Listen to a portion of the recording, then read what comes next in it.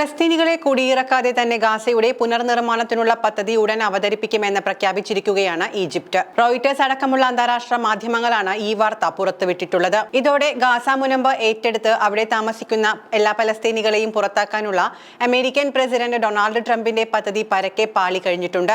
ഗാസയിൽ നിന്ന് മാറ്റിപ്പാർപ്പിക്കുന്ന പലസ്തീൻ അഭയാർത്ഥികളെ ഏറ്റെടുക്കാത്ത പക്ഷം ജോർദാനും ഈജിപ്തിനുമുള്ള സഹായം തടഞ്ഞുവെക്കുമെന്നും ഓവൽ ഓഫീസിൽ മാധ്യമപ്രവർത്തകരോട് സംസാരിക്കവേ ട്രംപ് പറഞ്ഞിരുന്നു. ഗാസ ഏറ്റെടുത്ത് അവിടെ താമസിക്കുന്ന എല്ലാ പലസ്തീനികളെയും പുറത്താക്കി മിഡിൽ ഈസ്റ്റിന്റെ ഒരു പുനരുജ്ജീവന കേന്ദ്രം ആക്കി വികസിപ്പിക്കാനുള്ള തന്റെ പദ്ധതി നടപ്പിലാക്കാൻ ട്രംപ് ശ്രമം നടത്തുന്നതിനിടെയാണ് ഈജിപ്ത് ഈ പ്രഖ്യാപനവുമായി വന്നിരിക്കുന്നത്. അതേസമയം ട്രംപിന്റെ ഗാസ ഏറ്റെടുക്കൽ പദ്ധതിയെ അറബ് രാജ്യങ്ങൾ നിരസിക്കുകയും വലിയ തോതിൽ എതിർപ്പ് പ്രകടിപ്പിക്കുകയും ചെയ്തിരുന്നു. ഗാസ പലസ്തീനികളുടെ മാതൃരാജ്യമാണെന്നും അവരെ അവിടെ നിന്നും പുറത്താക്കരുതെന്നും അവർ ഊന്നി പറഞ്ഞിരുന്നു. ഈ വിഷയം ചർച്ച ചെയ്യുന്നതിനായി ഫെബ്രുവരി 27-ന് ഈജിപ്തിൽ ഒരു ഉച്ചകോടിക്കായി അവർ യോഗം ചേരാനും തീരുമാനിച്ചിട്ടുണ്ട്.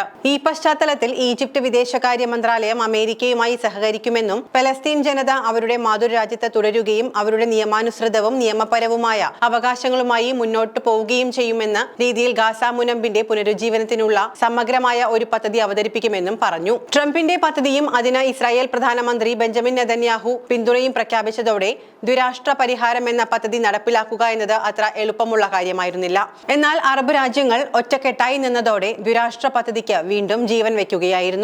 മേഖലയിലെ ജനങ്ങളുടെ അവകാശങ്ങൾ ഉയർത്തിപ്പിടിക്കുന്ന പലസ്തീൻ പ്രശ്നത്തിന് ന്യായമായ ഒരു ഒത്തുതീർപ്പിലൂടെ മേഖലയിൽ സമഗ്രവും നീതിയുക്തവുമായ സമാധാനം കൈവരിക്കുമെന്ന് ഈജിപ്ത് ചൂണ്ടിക്കാട്ടി. അതേസമയം പദ്ധതി പലസ്തീനികളുടെ കുടിയിറക്കത്തെ ഒഴിവാക്കുമെന്നും ദ്വിരാഷ്ട്ര പരിഹാരത്തിന്റെ ചട്ടക്കൂടിനുള്ളിലാണെന്നും ഈജിപ്ത് പറഞ്ഞെങ്കിലും കൃത്യമായ വിവരങ്ങൾ നൽകിയിട്ടില്ല. മാത്രമല്ല ബില്ലിന് ആരാണ് പണം നൽകേണ്ടതെന്ന് വ്യക്തമാക്കിയിട്ടുമില്ല. തന്റെ പദ്ധതി പ്രകാരം ഗാസയിൽ നിന്ന് പുറത്താക്കപ്പെട്ട പലസ്തീനികളെ ഈജിപ്തും ജോർദാനും ഏറ്റെടുക്കണമെന്ന് ട്രംപ് നേരത്തെ പറഞ്ഞിരുന്നു.